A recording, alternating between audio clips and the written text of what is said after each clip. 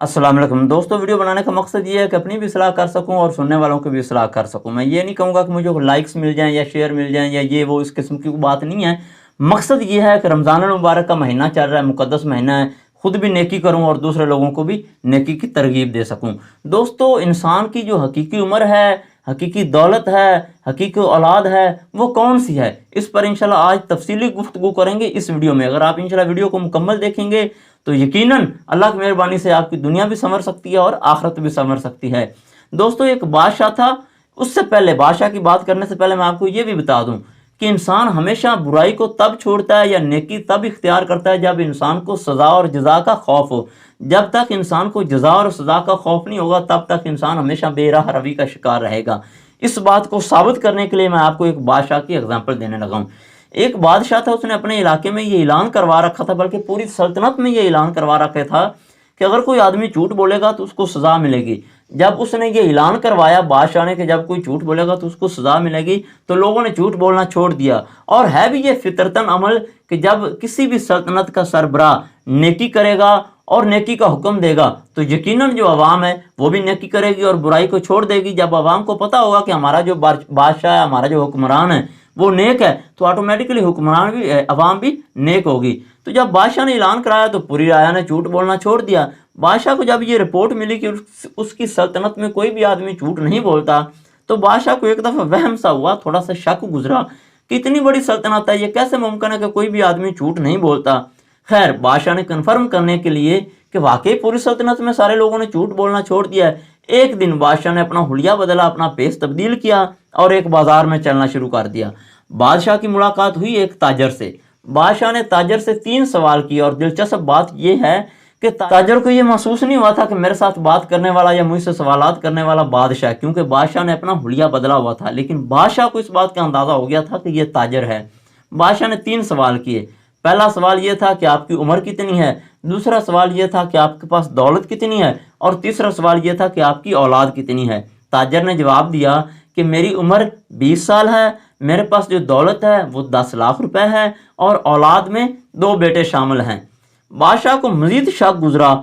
शक इसलिए गुजरा कि जो दौलत और औलाद थी वो तो चले पास नहीं थी, वो तो अनजाने में, ठीक है, उसने आइडिया दे दिया ताजर ने, या उसने जो भी बता दिया बादशाह ने सच तस्लीम कर लिया।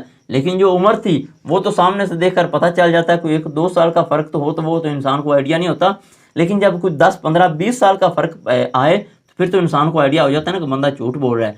जब उसने 20 साल बताई तो बादशाह को शक गुजरा कि इसके सर में सफ़ेद बाल हैं और ये 20 साल बता रहा है।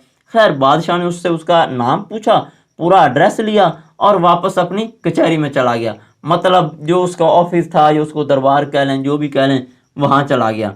वहाँ जाकर बादशाह ने अपने वज़रा को हुक्म दिया कि ये एक एड्रेस है, ये एक आदमी का नाम है, वो जहाँ भी मिले उसको ढूंढ कर मेरे सामने लाया जाए। और साथ ही ये भी हुक्म दे दिया कि इसी बंदे का जो सरकारी रिकॉर्ड के मुताबिक किसकी उम्र है या दौलत है या औलाद है, जितना भी रिकॉर्ड है, ऐसा समझ लें कि नादरा का रिकॉर्ड सारा, वो मेरे सामने पेश किया जाए। खैर, रिकॉर्ड भी पेश कर दिया गया और दूसरी तरफ से उस आदमी को भी पेश कर दिया गया। जब आदमी बादशाह के सामने पेश हुआ तो बादशाह ने पूछा कि आपने नहीं सुन रखा कि सल्तनत में कोई भी आदमी झूठ नहीं बोलेगा, जो झूठ बोलेगा उसको सज़ा मिलेगी। तो ताजर ने अर्ज़ की कि बादशाह सलामत, मैंने कब झूठ बोला है, मैं तो कभी झूठ बोलता ही नहीं। बादशाह ने कहा कि अच्छा, आपने झूठ नहीं बोला, आपको याद है कि फ़लाँ जगह फ़लाँ बाज़ार में आपकी एक आदमी से मुलाकात हुई थी, आपने 3 सवालों के जवाब दिए थे। वो ताजर हक्का बक्का रह गया, हैरान रह गया। उसने कहा जी मैंने 3 सवालों के जवाब दिए। तो बादशाह ने कहा कि जनाब, वो आपसे सवाल करने वाला मैं बादशाह हूँ, तब मैंने अपना पेश तब्दील किया हुआ था। तो ताजर ने अर्ज़ की कि बादशाह सलामत, ठीक है, आप बादशाह थे तब भी, अब भी बादशाह हैं, लेकिन मैंने तब भी झूठ नहीं बोला, मैं अब भी अपनी वजाहत देने के लिए तैयार हूँ। तो बादशाह ने कहा कि ठीक है, आपको देनी तो सज़ा थी कि आपने झूठ बोले, लेकिन एक दफ़ा आपकी सज़ा मुलतवी करता हूँ, आप अपनी सफाई पेश करें, अपनी वजाहत पेश करें। तो ताजर ने अर्ज़ की कि बादशाह सलामत, आपका पहला क्वेश्चन ये था कि मेरी उम्र कितनी है। मैंने आपको बताई 20 साल, हालांकि हकीकत में मेरी उम्र 50 साल है, लेकिन 20 साल बताने का मकसद ये था कि ज़िंदगी के जो इब्तदाई 30 साल थे वो मैंने अल्लाह ताला की नाफरमानी में गुजारे, या ऐसा समझ लें कि नेकी से दूर रहा। उसके बाद मैंने अल्लाह के हुजूर तौबा की और जो ज़िंदगी के बकिया साल हैं, जो 20 साल की उम्र है, वो मैंने अल्लाह की फर्माबरदारी में गुजारी, अल्लाह के रसूल सल्लल्लाहु अलैहि वसल्लम के तमाम अहकामात की پیروی کرتے ہوئے وہ 20 سال گزارے، اس لیے میں سمجھتا ہوں کہ میری حقیقی عمر وہی 20 سال ہے۔ دوسرا سوال آپ کا یہ تھا کہ میرے پاس دولت کتنی ہے؟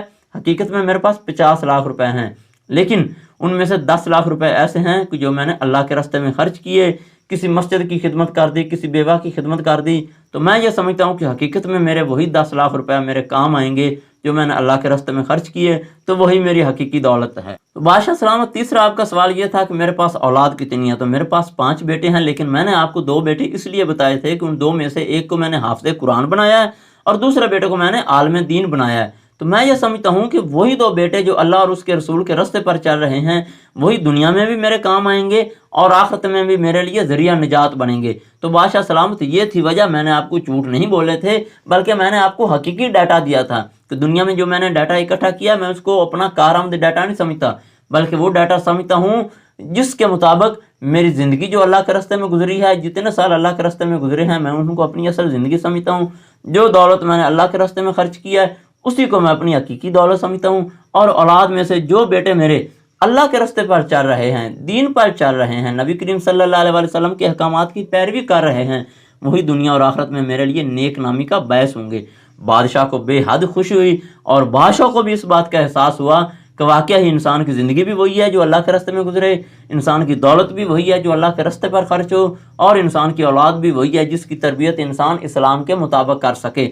بادشاہ نے انتہائی شاہی پروٹوکول کے ساتھ اس تاجر کو اپنے دربار سے الوداع کیا اور انعامات سے نوازا۔ ملتے ہیں انشاءاللہ دوستو اگلی ویڈیو میں، تب تک کے لیے اجازت دیجیے، اللہ حافظ۔